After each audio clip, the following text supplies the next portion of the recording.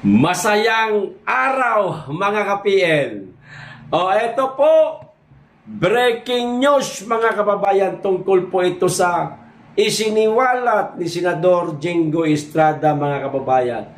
Tungkol po ito sa kalalagayan ngayon ni Presidential Legal Counsel Juan Ponce Enrile mga kababayan na nasa ICU. Nakikipaglaban di umano si Enrile mga kababayan sa kanyang karamdamang pneumonia.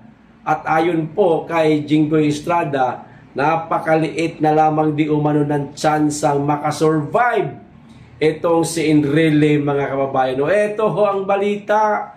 Simulan na po natin, huwag na po nating patagalin.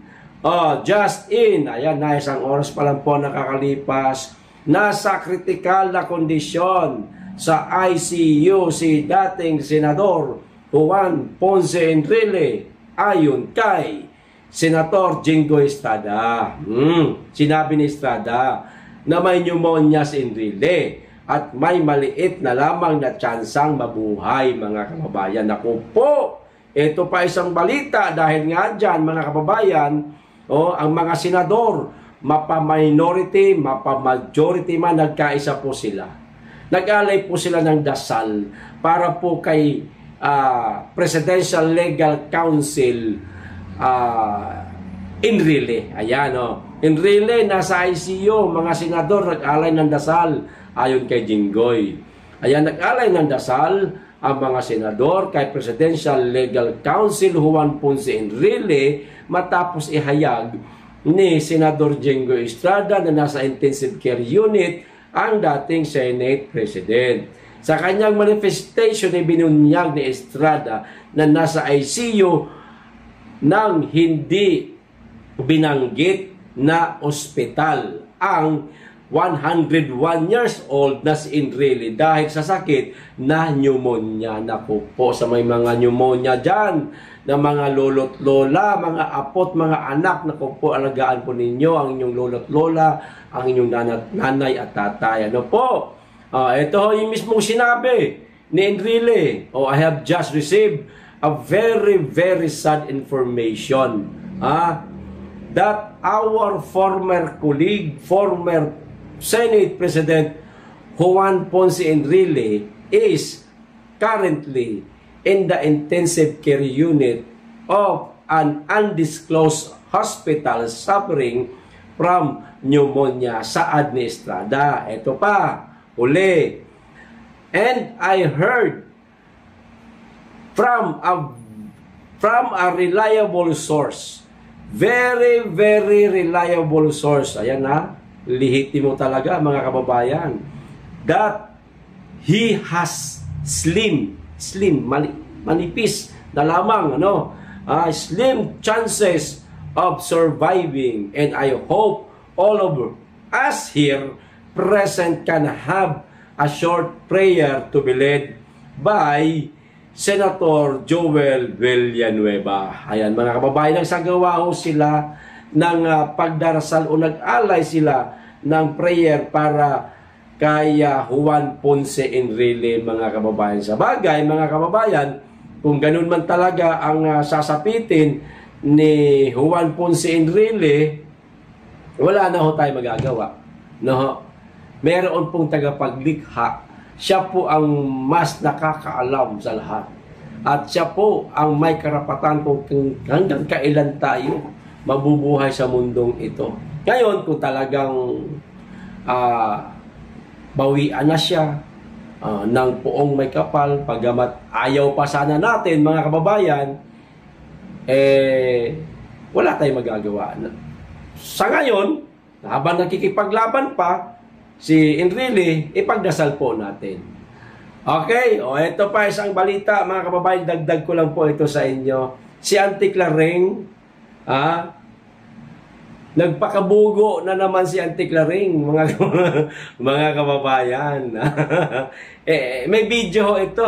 Hindi ko na lamang po kinuha kasi meron po nakapagbigay ng info sa akin mga kababayan na di umano, ewan ko kung gaano katotoo, na kapag ang mga DDS vlogger daw po, gaya ko mga kababayan, pagka gumamit daw po ng video nila, syempre kuha po yan ng RTBM. Naku, ewan ko lang kung gano'ng katotoo Hindi po ako sigurado Meron lang nakapagsabi sa akin.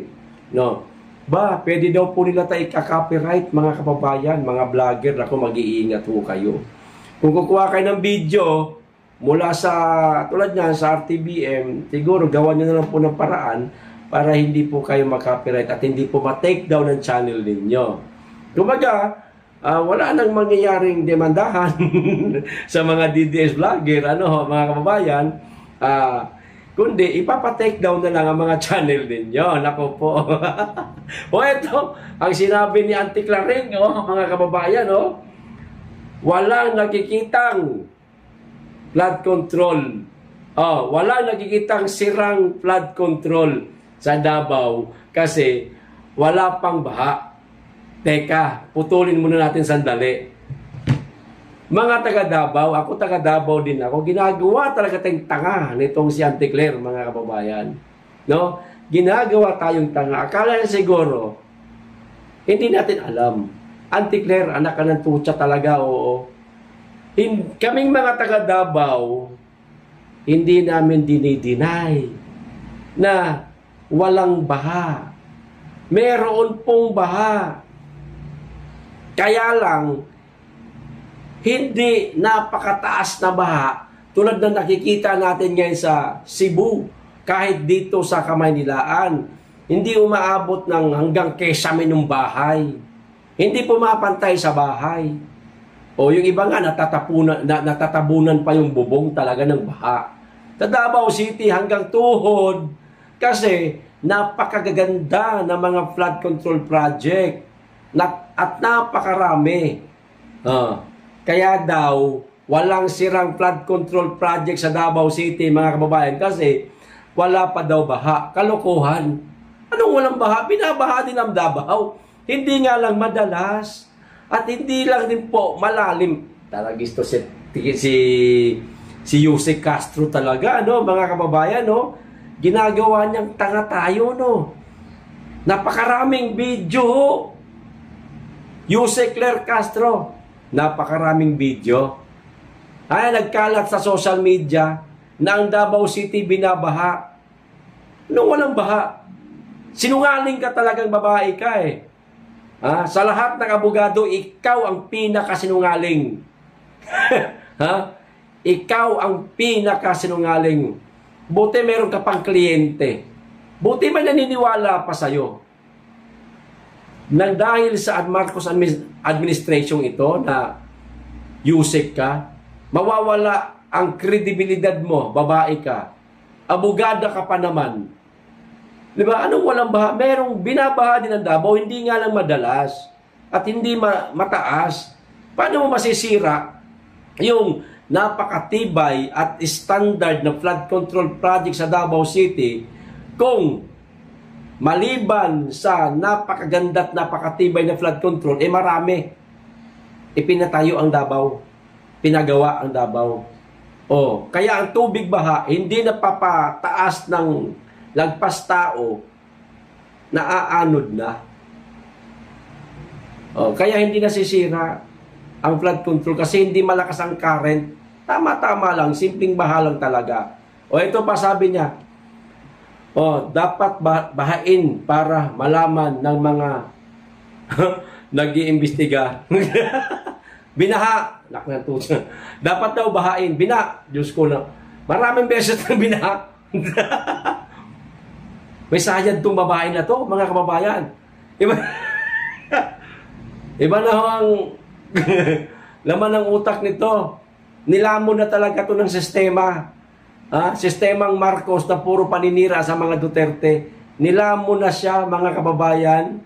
Para sa akin, yayaman to sa administrasyong Marcos, mga kababayan. Masunurin Kung ano inuutos sa kanya, nung amo niya, banatan mo mga Duterte, siraan mo ang Davao City, sinusunod, masunurin tong babaeng ito. Paano kaya kung, halimbawa lang naman, pag si Inday Sara na ang maging presidente, ang gagawin sa kanya ni Inday, sweet revenge, ika nga, mga kababayan, i-appoint siya. Yusek pa rin ng ng PCO. Tapos, ang magiging trabaho niya, katulad din ito, lahat ng mga pinagsasabi niya laban sa mga Duterte, ipapaklaro sa kanya ni BP Inday Sara. Kumbaga, yung sarili niya mismo ang kalaban niya. Halimbawa, katulad dito, sinabi niya na kaya walang sirang flood control project sa Davao City kasi hindi pa binabaha. Tapos, halimbawa, pag dumating araw, yusek pa rin siya sa administrasyon ni Inday. Halimbawa, presidente na si Inday. Ito mismo ang irerebat niya na sarili niya. Yung sinabi niya, irerebat niya rin. Kumbaga parang paglalaruan na lang siya ni BP Inday Sara. Pwede yun mangyari. Pwede mangyari, mga kababayan. Yung pagtripan lang siya ni Inday. Diba? Kung paano niya noon sinisiraan, o paano sinisiraan ngayon pala. Ngayon, ang mga Duterte at ang Davao City, o pag si Inday na maging presidente, ipagtatanggol niya na naman na si Inday. Ipaglalaruan, yung bang ang motibo, tanggalan siya ng kredibilidad. Na ngayon pangalan, mga kababayan, wala nang kredibilidad itong ali na ito Sinungaling Ano sinasabi niya walang baha? May baha. Binabaha rin ang Davao City. Hindi yan langit na hindi binabaha. Binabaha rin. Hindi nga lang madalas, hindi rin mataas. Naintindihan mo? Jose Claire Castro, magtatanong ka kasi sa aming mga taga Davao para hindi ka nagmumukhang tanga sa mga ito sa sinabi mo na to. Nagbuka kang tanga. Tanga. Talaga, nagmukha kang tanga. Magtatanong ka kasi sa amin, baha ba ang Davao? Binabaha ba? Para masagot ka namin, maturuan ka namin. Ultimo pag-research, hindi mo magawa. Ang dami-daming video sa Facebook nagkalat, ang Davao binaha. Pero hindi mataas ha. Lilinaw ko, hindi mataas. Hindi rin nagtatagal. Saglit lang. Kaya yan si Auntie Claire, mga kababayan, lalo niya lang sinisira yung kanyang kredibilidad hanggat nariyan siya sa kanyang posisyon bilang undersecretary ng PCO. Di po ba? Sige, tuloy mo lang, Auntie Claire. Tuloy mo lang. Magpakatanga ka.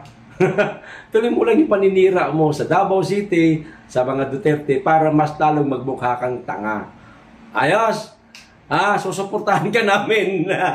Hanggang dito lang, maraming salamat. Mag-iingat kayo lagi at higit sa lahat, mahalin natin ang Pilipinas.